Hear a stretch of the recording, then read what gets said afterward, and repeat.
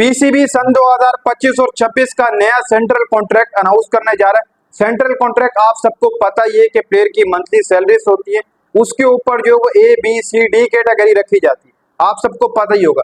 लेकिन अब रिपोर्ट सामने आ रही है कि ए कैटेगरी के अंदर जो ए कैटेगरी होती है, आप सबको पता ही है कि उसमें जो प्लेयर्स होते हैं वो वही प्लेयर रखे जाते हैं जो 3 फॉर्मेट खेलते हो, यानी कि टेस्ट भी खेलते हो, T20 भी खेलते हो, वनडे भी खेलते हो पाकिस्तान की तरफ से। उन प्लेयरों को ए कैटेगरी के अंदर रखा जाता है। फिर इस तरीके से जो बी कैटेगरी होती है उनमें भी मुख्तलिफ प्लेयर होते हैं, यानी कि कोई 2 फॉर्मेट खेलने वाला होता है या कोई 1 फॉर्मेट खेलने वाला होता है। ऐसा बाकायदा तौर पर बी कैटेगरी दे दी जाती है। बाकी सी कैटेगरी प्लेयर्स के हिसाब से होती है, यानी कि प्लेयर कितना छोटा है, कितनी क्रिकेट खेल रखी है, उसके हिसाब से फिर सी और डी कैटेगरी भी ऐसे ही रहती है, मतलब सेम टू सेम रहती है। बस सैलरीज का जो फर्क रखा जाता है और प्लेयर की परफॉर्मेंस थोड़ी बहुत जो रहती है उसका भी फर्क रखा जाता है। लेकिन जो ए कैटेगरी होती है वो बहुत अहम होती है।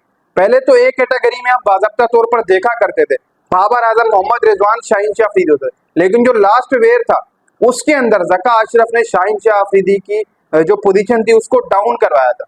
सिर्फ और सिर्फ रिजवान और बाबर ए कैटेगरी के अंदर रह गए थे। लेकिन अब रिपोर्ट सामने आ रही है कि सलमान अली आगा, बाबर आजम और मोहम्मद रिजवान को ज्वाइन करने जा रहे हैं ए कैटेगरी के अंदर। सलमान अली आगा को ए कैटेगरी के अंदर रखा जा रहा है बाबर और रिजवान के साथ। लेकिन यहाँ पर अभी एक ट्विस्ट भी है कि बाबर रिजवान जो कि इस वक्त T20 से भी बाहर है, उनकी T20 में वापसी होगी, क्योंकि ए कैटेगरी तो दे दी गई है इनको। जो रिपोर्ट सामने आ रही है, अभी अनाउंस तो नहीं किया गया लेकिन अनाउंस कर दिया जाएगा।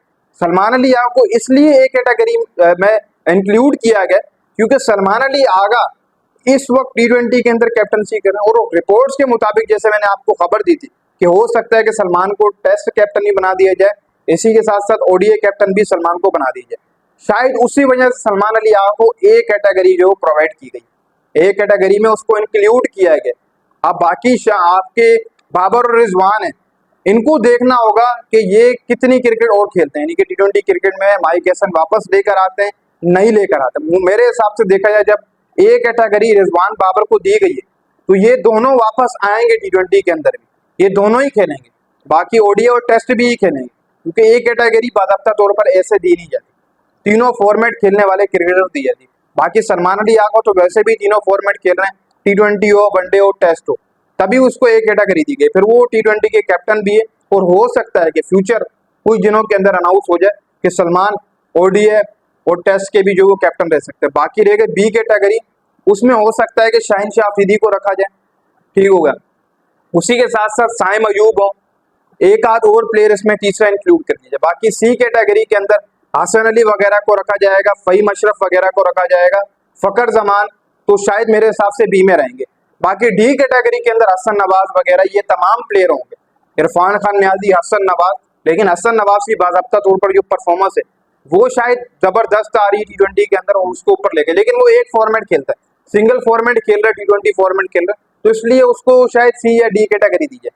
आपको थोड़ी बहुत यहाँ से समझने की जरूरत होगी, जो तीनों फॉर्मेट खेलते हैं या 2 फॉर्मेट खेलते हैं उनको ए और बी कैटेगरी दी जाती है। फिर ये भी है कि उनकी परफॉर्मेंस भी हो और वो प्लेयर भी बड़े हो, जैसे बाबर रिजवान है, इस वक्त परफॉर्मेंस नहीं है फिर भी उनको ए कैटेगरी दी गई। और पिछले दिनों ईद से 3-4 दिन पहले जो कैंप लगा था 40 प्लेयरों का, वो इसलिए ही लगाया गया था कि 40 प्लेयरों को इकट्ठा करके वो 2 चीजों के लिए लगाया था। एक तो नए सेंट्रल कॉन्ट्रैक्ट के लिए, पीसीबी चेयरमैन मोहसिन नकवी ने ही कहा था कि आप एक कैंप लगाएं, उसमें 40 से 50 प्लेयर इकट्ठे करें, और 40 प्लेयर इकट्ठे हुए थे, उनमें आप सेंट्रल कॉन्ट्रैक्ट जो शामिल होंगे 25-26 के वो आप फाइनलाइज करें। उसी के साथ साथ यहाँ से जो हमारी शाइन्स टीम है, इन्हीं 40 प्लेयरों से हमारी वही टीम बनेगी। हमारी ए टीम जो है वो इन्हीं प्लेयरों से बनाई जाएगी, 40 प्लेयरों से, और इंटरनेशनल जो हमारी टीम है T20 ओडीआई टीम है वो भी इन्हीं 40 प्लेयरों से ही बनेगी। ये जो 40 प्लेयरों का कैंप लगा था वो इसलिए लगाया गया था कि इन सबको इकट्ठा कर दिया जाए, किसी को शाइन्स में फेंक दिया जाए, किसी को टीम ए में फेंक दिया जाए, किसी को पाकिस्तान क्रिकेट टीम में फेंक दिया जाए। मतलब जो पाकिस्तान क्रिकेट टीम वाले जो 26 प्लेयर होंगे वो कंफर्म साइड में हो जाएंगे, बाकी जो प्लेयर बचेंगे वो कुछ शाइन्स में जाएंगे, कुछ ए पाकिस्तान के अंदर जाएंगे। ये जो कैंप लगा था, बाकी अब इनकी जो अगला है, अभी ईद तो गुजर गई, अब नेशनल क्रिकेट अकेडमी में ये दोबारा 40 प्लेयर वापस जाएंगे, वहां पर माइक हैसन दोबारा आएंगे। कैंप लगा था, माइक हैसन वैसे ही मौजूद थे, और यही प्लेयर दोबारा नेशनल अकेडमी वापस जाएंगे, वहां पर दोबारा कैंप लगेगा। फिर वहीं पर फाइनलाइज किया जाएगा कि कौन कौन से प्लेयरों को सेंट्रल कॉन्ट्रैक्ट देना। लगभग 26 प्लेयर आएंगे, 26 प्लेयरों को सेंट्रल कॉन्ट्रैक्ट दिया जाएगा। बाकी जो बचेंगे उनको शाइन्स टीम में फेंक दी जाएगा और बकिया जो हमारी छोटी टीम है उनमें रख दी जाएगा। जो ए टीम है शाइन्स ए, जो अंडर 19 वगैरह इधर उधर टूर्नामेंट खेलती है उसमें फेंक दिया जाएगा। ऐसे करके होगा 26 प्लेयरों को इंटरनेशनल क्रिकेट का जो सेंट्रल कॉन्ट्रैक्ट है पाकिस्तान का मंथली सैलरी वो दिया जाएगा। फहीम भी शामिल होगा इसके अंदर, खुशदिल शाह भी शामिल होगा, आपके हसन अली भी शामिल होंगे और बाकी जो छोटे प्लेयर सुफियान मुकीम हो गया, अबरार अहमद और भी बहुत सारे प्लेयर शामिल होंगे। 26 प्लेयरों को सेंट्रल कॉन्ट्रैक्ट जो वो दिया जाएगा। बाकी मैंने जैसे आपको बताया कि एक कैटेगरी के अंदर सलमान अली को इंक्लूड किया गया बाबर और रिजवान के साथ। अब जहां पर देखा जाए तो सबसे बड़ा सवाल यही है कि बाबर रिजवान को T20 में वापसी करवाई जाएगी, तो बिल्कुल हाँ करवाई जाएगी। क्यों? क्योंकि जो 3 फॉर्मेट का सेंट्रल कॉन्ट्रैक्ट दिया जाता है वो उसी प्लेयर को दिया जाता है तो तीनों फॉर्मेट खेलता हो। ऐसे नहीं दिया जाता, एक कैटेगरी ऐसे नहीं दी जाती है।